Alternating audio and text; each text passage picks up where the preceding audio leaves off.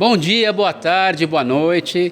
Continuamos aqui na cobertura do Latam Retail Show, sponsor by IBM, 10ª edição desse eventaço aqui no Expo Center Norte, em São Paulo. E eu sou o Gustavo Groma, editor da Mercado Consumo. Ao meu lado aqui, a Ana Freitas, editora executiva da Mercado Consumo. Ana, obrigado por dividir a bancada aqui comigo de novo. Obrigada sempre pela companhia e por todos que acompanham a programação da Mercado Consumo e a cobertura em tempo real dessa que é a 10ª edição do maior evento, o evento mais relevante aí de varejo, consumo e serviços da América Latina. É muito legal a gente fazer essa cobertura aqui e passar, seja em vídeo, em texto, nas redes sociais, tudo para vocês, porque a gente recebe uma gama muito grande de executivos de setores diferentes, enfim, é muito enriquecedor, né? E aqui, mais uma vez, a gente recebendo um executivo, que é o Fernando Faro, founder e CEO da Varejo 360, Inteligência e Pesquisa de Mercado.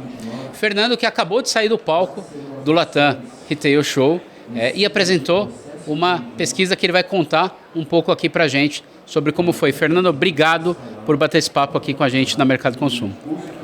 Eu que agradeço, é um prazer estar aqui com vocês.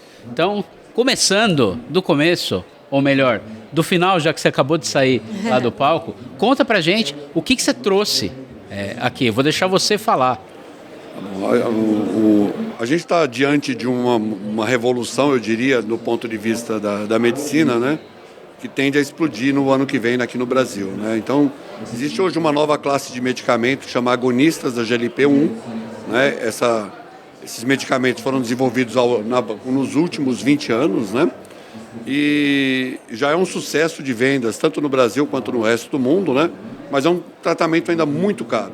Qual que é a grande diferença? O ano que vem uma dessas patentes está expirando e existe a previsão que vai vir em versões de medicamentos genéricos no Brasil, né, de duas grandes indústrias, a MS e a CIMED, né? E isso tem uma expectativa que isso vai reduzir o custo desse tratamento. Junto com esse custo desse tratamento, a expectativa também que amplie a quantidade de pessoas que estão tomando esse medicamento no Brasil. Hoje é um percentual muito pequeno, menos de 0,5% da população.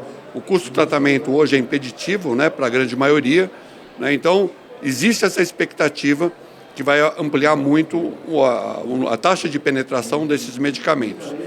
Junto com a ampliação da taxa de penetração dos medicamentos, principalmente nos Estados Unidos, estima-se que diversas indústrias vão ser afetadas em função desses medicamentos, né? Em especial, né, e talvez a que vai ser mais afetada, as previsões, é a indústria alimentícia, tanto dentro e fora do lar, né? Só fazendo uma pausa na resposta do Fernando aqui, porque se você não entender o que a gente está falando ainda, estamos falando aqui no Brasil da chamada, que a gente chama, né, as chamadas canetas emagrecedoras. Perfeito. Por isso que ele está falando que isso vai acabar influenciando ali no mercado, principalmente de food. É isso, Fernando? Exatamente isso. Então, a gente estima que vai ter um impacto significativo na indústria, tanto dentro quanto fora do lar, né? E de tabela acaba impactando o varejo, porque o varejo comercializa esses produtos, né? Então, essas três grandes cadeias da economia, vamos dizer assim, têm potencial de serem afetadas com isso. Então, a gente, diante do que a gente entende que vai ser uma coisa bastante relevante, decidiu estudar qual que é o impacto, o que acontece quando uma pessoa começa a tomar esse medicamento. Quais são as categorias de produtos, né, de alimentos que elas vão reduzir, vão abandonar, vão aumentar? Então, o objetivo do estudo, na essência, é tentar mensurar o impacto, né, o que muda no carrinho do supermercado, da dona de casa ou do dono de casa, né, que está tomando esse medicamento. O objetivo do estudo era basicamente mensurar tentar quantificar quanto que poderia ser essa perda em volume de mercadoria, né? Volume de vendas, perfeito. E acho que a gente tem, além, você falou de quem está usando esses medicamentos, mas muitas vezes o que acontece é que isso acaba impactando não só em quem está usando, mas em quem está ao redor. No entorno, né, da pessoa, sim. E aí impacta ainda mais, né? Mas sim, porque as pessoas vão ver, acho que não há dúvida sobre a efetividade desses medicamentos, eles realmente entregam redução de peso, enfim, né? Isso acaba sendo estimulando, de repente, um familiar que não está com tanto sobrepeso assim, mas acaba estimulando, de repente, a pessoa a ter hábitos mais saudáveis, até para colaborar também com o processo, né, da pessoa que está passando pelo tratamento, enfim. tem aí um efeito de outras pessoas estarem colocando isso, né? E acho que quanto mais barato ficar esses medicamentos, né, mais a gente vai ter histórias nesse sentido para contar, né? E analisar, né, esses efeitos adicionais, né, que a gente nem está mensurando isso hoje. Que tipo de insight, enfim, o que vocês viram que tende a mudar ou pode mudar no carrinho de compras do consumidor que está lançando mão dessas canetas emagrecedoras? Acho que a primeira coisa que me chamou a atenção é que você vê que tem pessoas que começam a tomar o medicamento e, paralelamente, elas também mudam os hábitos alimentares. E tem uma parcela, eu diria meio a meio, que começa a tomar o medicamento, mas ela não muda os hábitos alimentares dela. Então, a caneta virou tipo que uma... muleta. Pensar. Uma muleta para assim, não, agora estou tomando medicamento, eu posso comer o que eu quiser, mais ou menos isso. Então eu dividi, pelo menos a minha leitura do resultado da pesquisa, é que a gente pode dividir o universo nesses dois grandes clusters, vamos dizer assim, de consumidores, né? E aí você está vendo o resultado médio de dois comportamentos totalmente distintos, né? Se todo mundo tivesse o comportamento, eu vou tomar o remédio, junto vou ter hábitos alimentares, seguramente os impactos que a gente mencionou seriam muito maiores, né? Hábitos mais saudáveis, exatamente isso, exatamente isso. Então hoje o que a gente conseguiu capturar na pesquisa é a média desses dois universos, vamos dizer assim.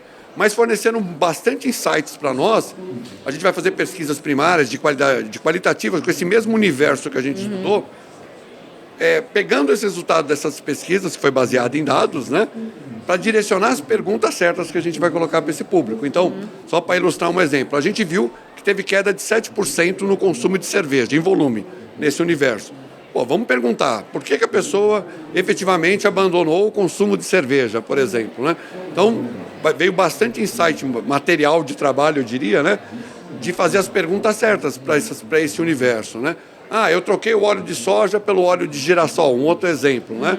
São perguntas que a gente pode fazer, que a gente vai conseguir responder com mais profundidade cada uma das categorias que estão sendo afetadas, né?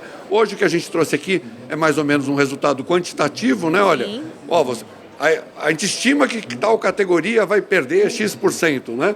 Mas junto com isso veio esse conhecimento que a gente conseguiu com esses dados para fazer uma pesquisa com mais qualitativa, com mais profundidade com esse mesmo universo.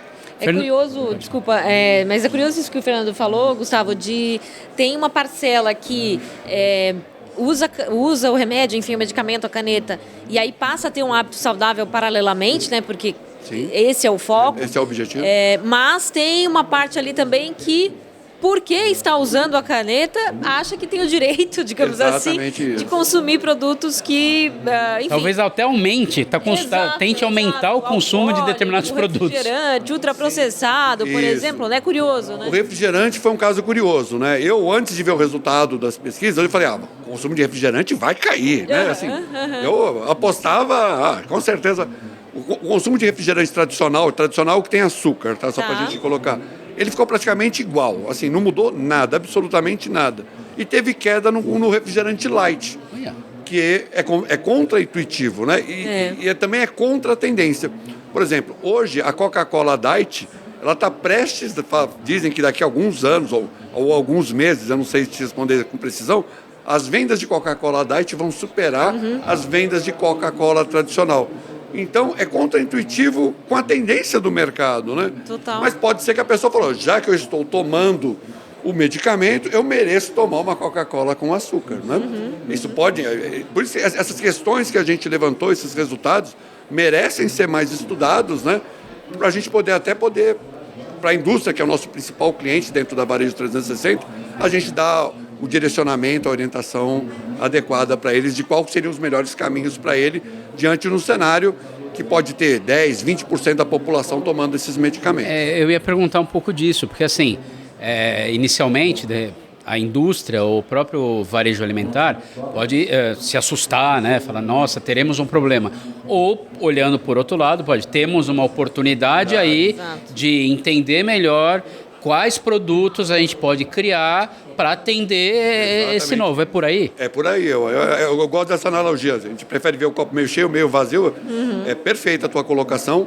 Eu acho que Primeiro, é uma coisa boa, né? As pessoas têm uma alimentação mais saudável, têm um peso dentro do adequado. Tudo isso ninguém pode ser contra isso de uma forma, né? Inclusive as indústrias. Então, o que as indústrias têm que entender essas mudanças que vêm por aí e adaptar o portfólio de produto delas a essa nova realidade, que é mais saudável, né? A gente já vive uma onda, independente desses medicamentos, de saudabilidade, né? De produtos com menos sódio, com menos açúcar. Isso é uma realidade já hoje no Brasil, né? Acho que vai ser uma transição natural, acho que passa a ser uma preocupação a mais adicional, né, no dia a dia das indústrias de alimento, e o varejo tem que estar atento a isso para colocar o produto certo, o que os novos consumidores estão querendo nas gôndolas diante desse novo cenário de alimentação, né? Então. Perfeito. Fernando Faro, founder e CEO da Varejo 360, Inteligência e Pesquisa de Mercado.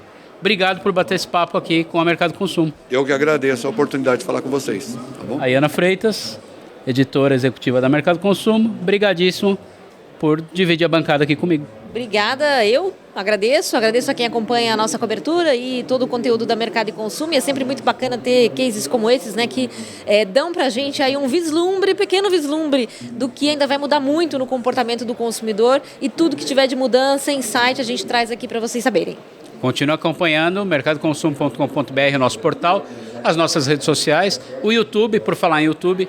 Se inscreva no nosso canal, aperte o sininho, deixe seu like, faça o que você sabe que tem que fazer. Muito obrigado por nos acompanhar até aqui. Até a próxima.